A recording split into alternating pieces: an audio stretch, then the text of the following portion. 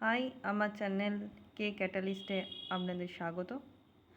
আজকের ভিডিও হচ্ছে ওবিসিতে যে সমস্ত ডিস্ট্রিক্টে কোর্টের এফিডেভিট লাগছে, সব ডিস্ট্রিক্টে লাগছে না আমি বুঝতে পারছি, তারা শুধু দেখে নেবেন যে কীরকম। এরকম একটা ফরম্যাট দিচ্ছে, আমি ক্লোজ করছি। দেখুন যেখানে লেখা আছে প্রথমেরটা যে জুডিশিয়াল ম্যাজিস্ট্রেটের কাছে করাতে পারেন বা এক্সিকিউটিভ ম্যাজিস্ট্রেটের কাছে করাতে পারেন, সেকেন্ড অপশানে।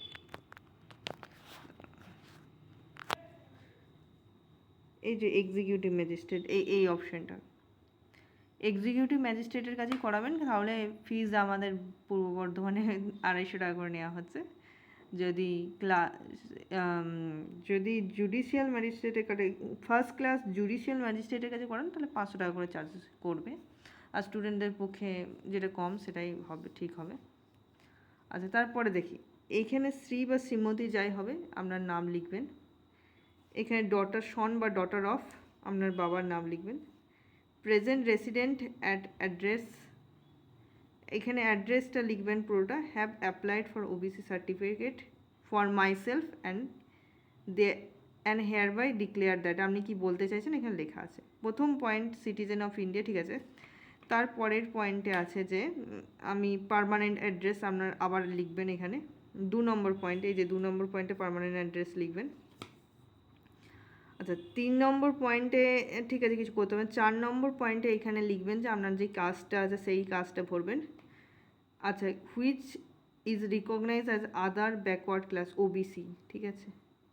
এর পাশে এ না বি লিখে দেবেন, লয়ারকে বলবেন এ না বি লিখে দিতে আপনি কোন কাস্টের মধ্যে পড়ছেন, ঠিক আছে। 5 নম্বরে এখানে নান অফ মাই পেরেন্টস, মানে আমার পেরেন্টসের কেউ গ্রুপ 1 অফিসারের মধ্যে নেই। 6 নম্বরের সেখানে বলে দেবেন এটা নান অফ হবে। 6 নম্বরের ক্ষেত্রে দেখবেন যে নান অর অনলি, মানে কারো যদি বাবা মা থাকে সে করবে অনলি, আর কারো যদি কেউ না থাকে মানে সার্ভিসের মধ্যে, আমার বাড়িতে কেউ সার্ভিস করে না, আমার বাবাও করে না মাও করে না, তো আমি নান করব। কারো যদি ফাদার অনলি সার্ভিস করে তো অনলি ফাদার, এটা বলে দেবেন, ঠিক আছে। 6 নম্বরের পর 7 নম্বর পয়েন্ট আসছে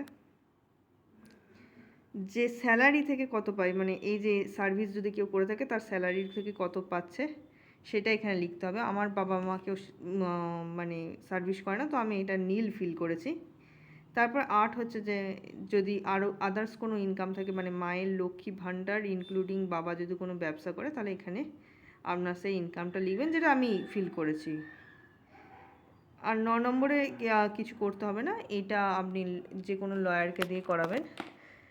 আমাকে বলেছে যে মানে কোর্টে যেতে হবে একদিন, এবং সেদিনকে আপনার আধার কার্ডের জেরক্স দিয়েছি, আর যেদিন যাব কোর্টে সেদিনকে অরিজিনাল আধার কার্ডটা নিয়ে যাব, আর দেন ওরা মানে একটা স্ট্যাম্প পেপারে করে দেবে আশা করি।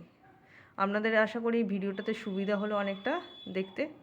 যদি মনে হয় ঠিকঠাক মনে হয় তাহলে বন্ধুদের সাথে শেয়ার করবেন, যাদের দরকার আছে। সাবস্ক্রাইব করবেন, লাইক করবেন।